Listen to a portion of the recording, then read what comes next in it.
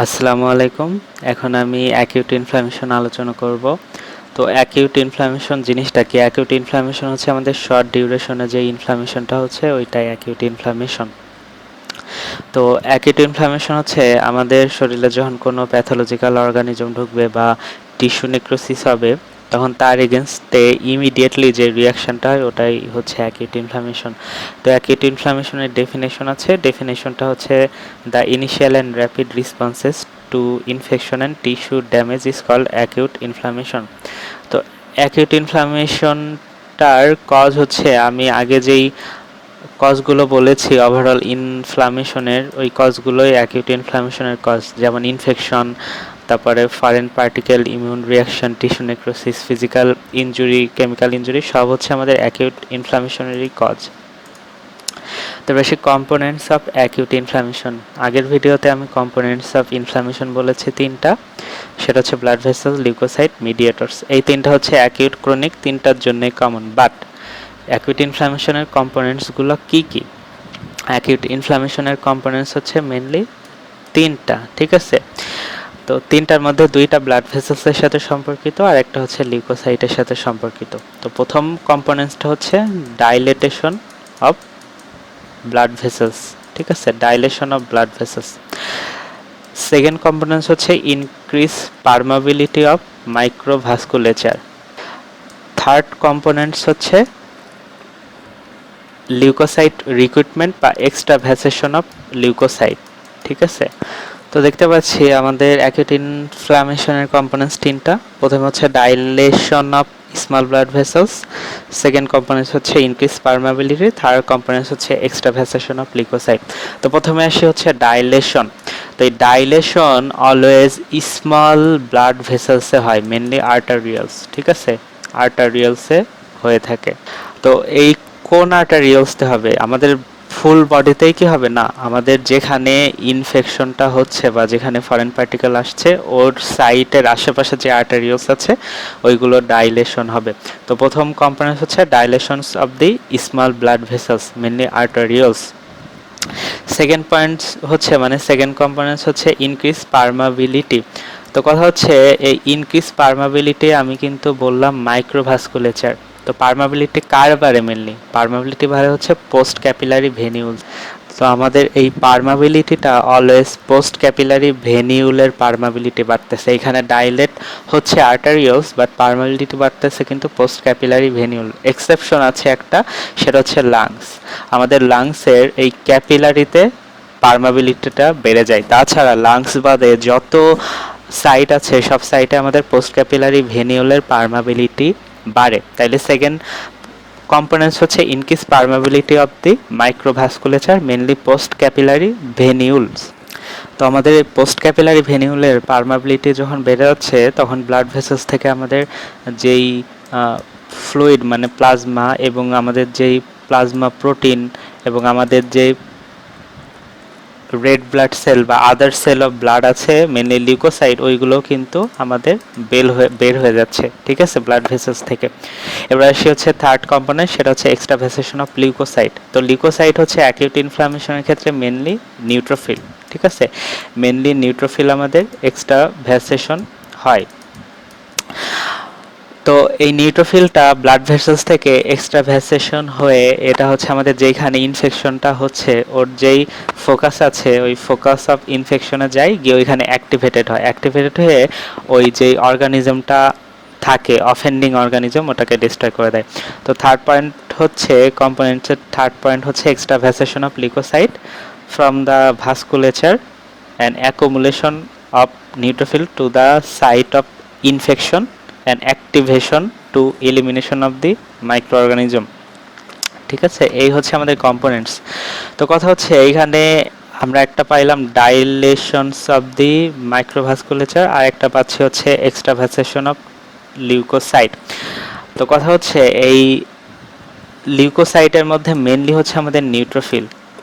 তো আমাদের এই নিউট্রোফিল ইনফিল্ট্রেশন অনেক বেড়ে যায় অ্যাকিউট ইনফ্লামেশন। অপরদিকে আমাদের ব্লাড ভেসেলসও ডাইলেশন হয়ে যাচ্ছে, আর ব্লাড ভেসেল ডাইলেশনের পর আমাদের যে পারমাবিলিটি হচ্ছে বেড়ে যাচ্ছে, ওর জন্য ফ্লুইড লিকেজ হচ্ছে, আমাদের লিউকোসাইট প্লাজমা প্রোটিন রিকেট হচ্ছে, যার কারণে আমাদের ইডিমা ডেভেলপ করতেছে, ঠিক আছে, ইডিমা।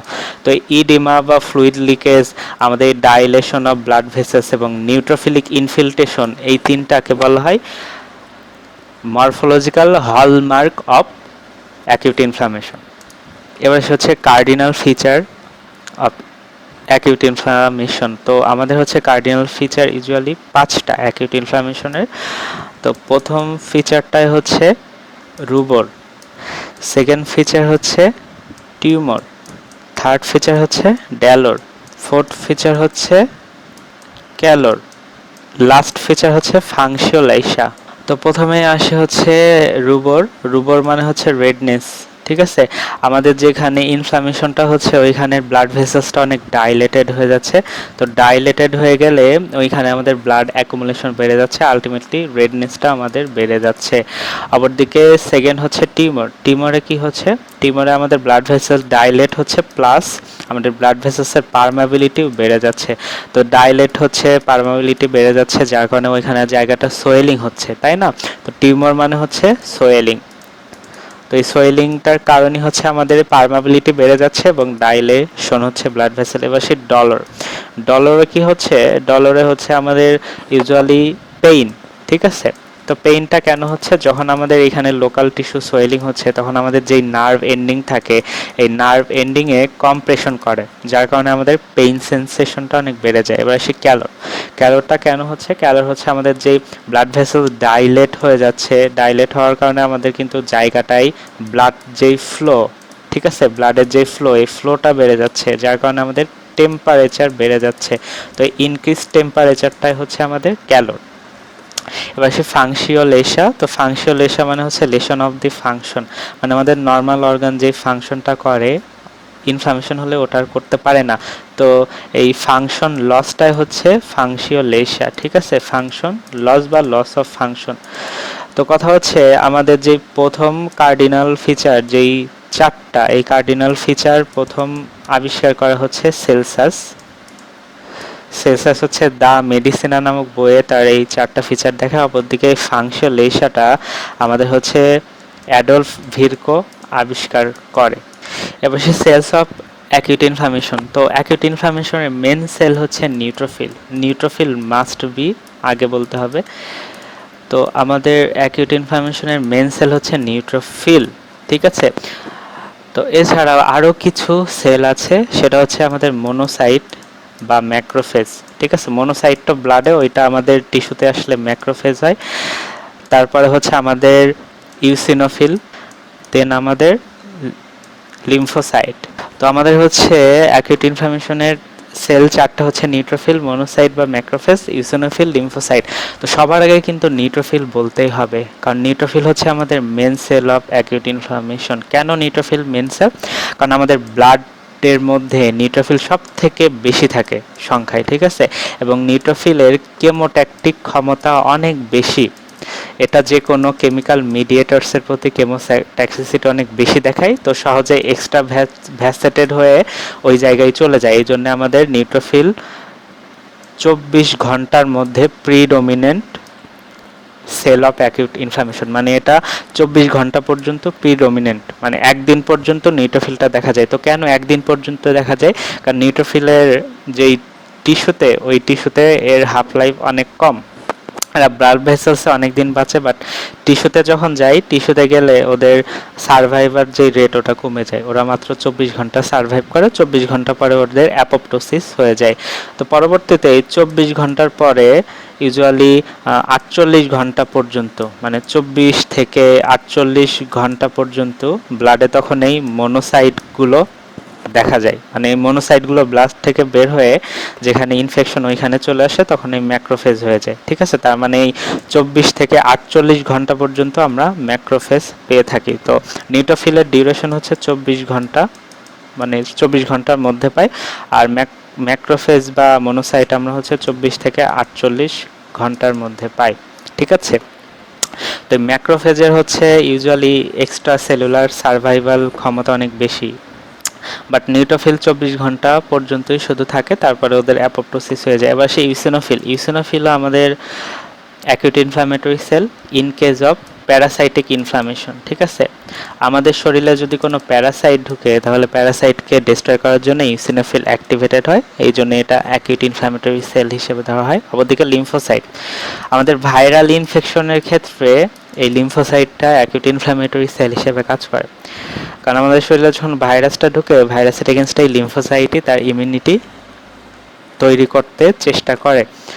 তো কথা হচ্ছে এই নিউট্রোফিল যে শুধু অ্যাকিউট ইনফ্ল্যামেশনেই থাকে তা না, নিউট্রোফিল হচ্ছে আমাদের ক্রনিক ইনফ্ল্যামেশনে থাকতে পারে, যেমন সিডোমোনাস ইনফেকশনেও আমাদের নিউট্রোফিল অনেক দিন ধরে থাকতে পারে।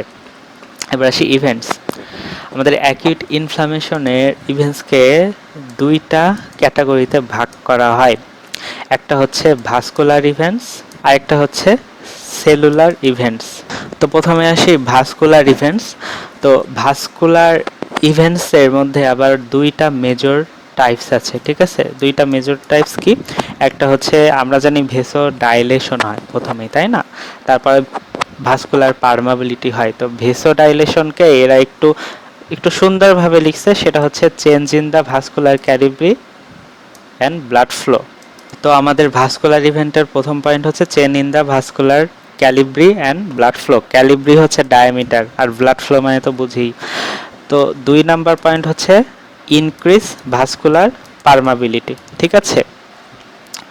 তো এখানে হচ্ছে আমাদের change in the vascular calibre and blood ফ্লোয়ে যে ক্যালিব্রিটা চেঞ্জ হচ্ছে মানে আমাদের ভেসো ডাইলেশন হচ্ছে, মানে ব্লাড ভেসেলসটা অনেক ডাইলেট হয়ে যাচ্ছে।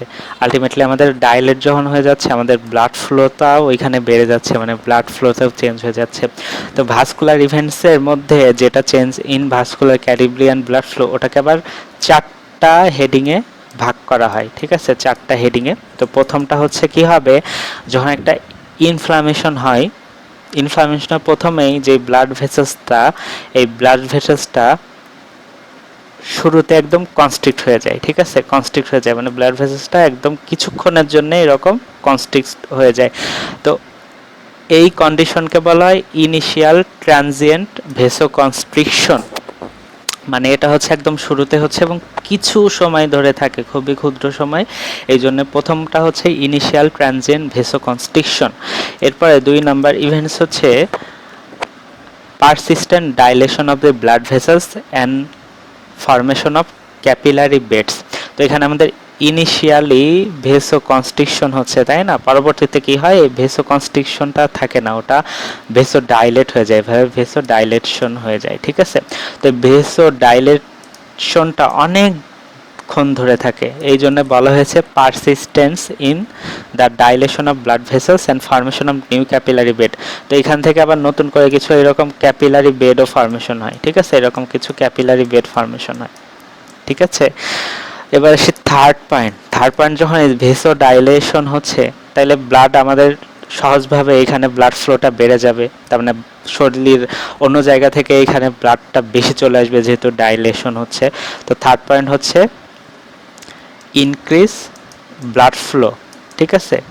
ব্লাড ফ্লো, তার মানে আমাদের ব্লাড ফ্লো বেড়ে যাচ্ছে। এবার আসি 4 নাম্বার পয়েন্ট। 4 নাম্বার পয়েন্ট হচ্ছে slowing of the circulation or stasis, ঠিক আছে? 4 নাম্বার হচ্ছে স্ট্যাসিস বা স্লোয়িং অফ দি সার্কুলেশন। তো স্ট্যাসিস জিনিসটা কি? ইউজুয়ালি আমাদের ব্লাড ভেসেলসটা ডাইলেট হলো, তাই না?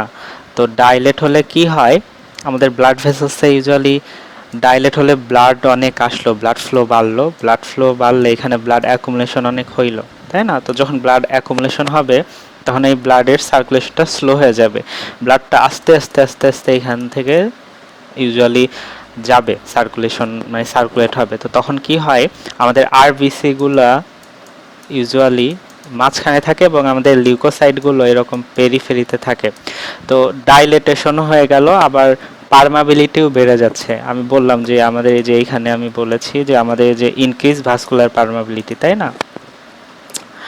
তো কি হচ্ছে, আমাদের যখন পারমাবিলিটি বেড়ে যাচ্ছে আমাদের তো ফ্লুইডও লস হয়ে যাচ্ছে, তাই না? তো ফ্লুইড যখন লস হয়ে যাচ্ছে এখানে আমাদের ব্লাড সেলের পরিমাণ বেড়ে যাচ্ছে, সেলের পরিমাণ অনেক বেড়ে যাচ্ছে, যার কারণে ভিসকোসিটি বেড়ে যাচ্ছে।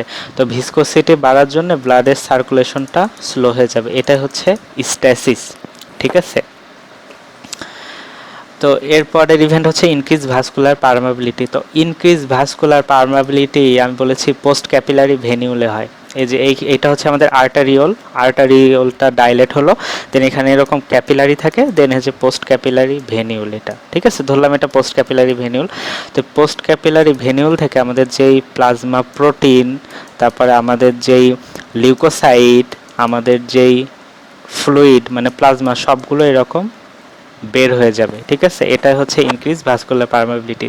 তো এখানে আমাদের যে ফ্লুইড বা প্লাজমা প্রোটিন বের হয়ে যাচ্ছে, তো এইখানে তো আমাদের ফ্লুইডের পরিমাণ কমে যাচ্ছে, তো যখন কমে যাচ্ছে আমাদের স্ট্যাসিসটা হচ্ছে।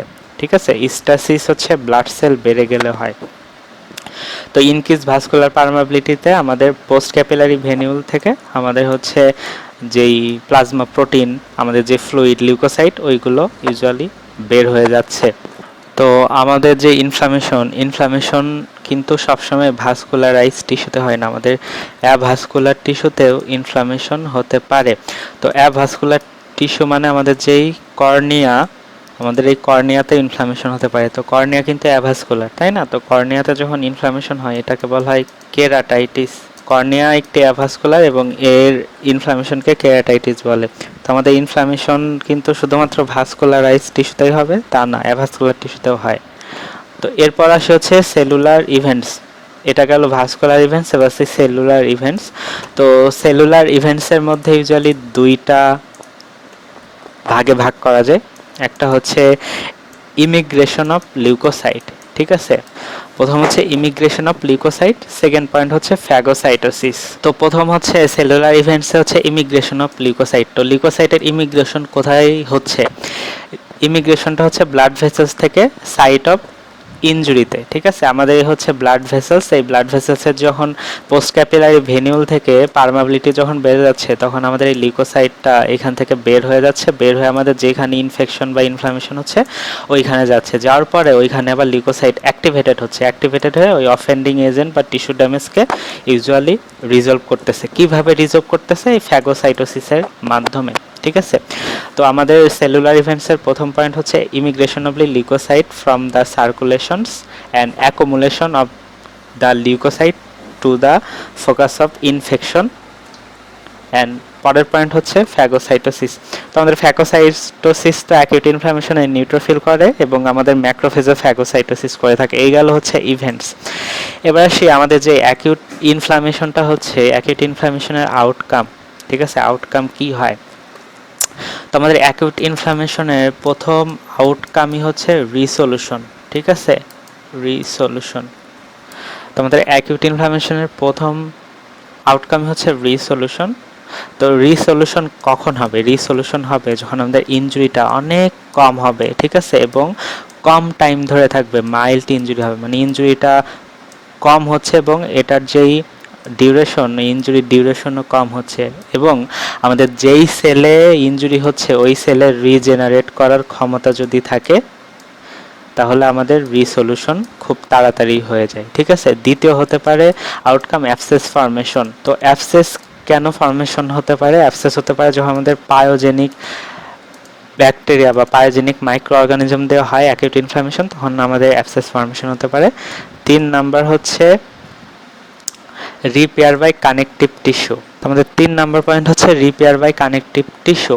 তো এই রিপেয়ার বাই কানেকটিভ টিস্যু দিয়ে কখন আমাদের রিপেয়ার হবে? দুইটা কন্ডিশনে হবে। একটা হচ্ছে যখন আমাদের যেই সেল ইনজুরিটা যেই অর্গানে হচ্ছে, অর্গানটা রিজেনারেটর না করতে পারে, মানে হচ্ছে আনক্যাপাবল অফ রিজেনারেট। আরেকটা হচ্ছে আমাদের যদি, আমি বলেছি যে আমাদের অ্যাকিউট ইনফ্লামেশনের একটা টাইপ আছে সেরাস, ফিব্রিনাস, এইগুলা। তো সেরাসে আমাদের প্লুরাল ইফিউশন হচ্ছে, মানে ফ্লুইড জমতেছে অনেক, তারপর পেরিকার্ডিয়ামে ফ্লুইড জমতেছে, তাই না? তো যখন এই ফ্লুইডের পরিমাণ অনেক বেশি হয় এবং এই ফ্লুইডগুলো ড্রেনার করতে না পারে, তখন আমাদের এই কানেকটিভ টিস্যু দিয়ে টিস্যু ড্যামেজটা রিপেয়ার হয়, অথবা আমাদের টিস্যু ড্যামেজ যদি মোর হয় তাহলেও এটা হতে পারে। তো এই কানেকটিভ টিস্যু দিয়ে যখন রিপেয়ার হবে তখন দুইটা কন্ডিশনের সৃষ্টি হতে পারে। এক হচ্ছে স্কারিং হতে পারে ওইখানে, ঠিক আছে, স্কারিং। 2 হচ্ছে ফাইব্রোসিস হতে পারে, এটা আগেও বলেছি, ফাইব্রোসিস হতে পারে। তো আমাদের আউটকাম পাইলাম রিসলিউশন, যেটা হচ্ছে যদি মাইল্ড ইনজুরিতে বা কম ডিউরেশনের ইনজুরি অথবা আমাদের যেসব সেল রিজেনারেট করতে পারে ওখানে হয়।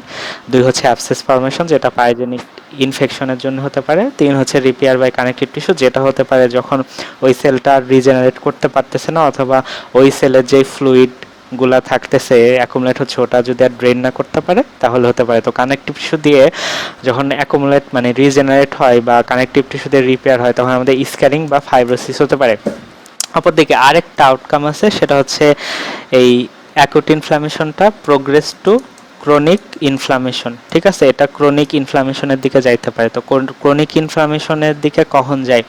ক্রনিক ইনফ্লামেশনের দিকে যায় হচ্ছে যখন আমাদের এই টিস্যু ইনজুরিটা অনেক বেশি হয়, মোর সিভিয়ার হয়, এবং আমাদের যেই টিস্যু রিপেয়ারিং সিস্টেম, ওই টিস্যু রিপেয়ারিং সিস্টেমটা আর যদি না কাজ করতে পারে এবং আমাদের যে মাইক্রো অর্গানিজম দিয়ে হচ্ছে, যেমন ব্যাকটেরিয়া দিয়ে হচ্ছে বা ভাইরাস দিয়ে হচ্ছে, ওই ব্যাকটেরিয়া যদি ওইখান থেকে আর ডিস্ট্রয় না হয়, অনেক দিন ধরে থাকে, তাহলে আমাদের এই অ্যাকিউট ইনফ্লামেশনটা ক্রনিক ইনফ্লামেশনের দিকে তাতে যাইতে পারে। তো এটা হচ্ছে অ্যাকিউট ইনফ্লামেশনের ওভারঅল একটা ধারণা। এর পরের ভিডিওতে আমি আমার যে ইভেন্টস আছে, ভাস্কুলার ইভেন্টস, তারপরে আমার যেই সেলুলার ইভেন্টস, ওইগুলো আলোচনা করব। ইভেন আমি এক্সুডেটস টেন্ডুজেটও আমি আলাদা ভিডিওতে আলোচনা করব। ধন্যবাদ।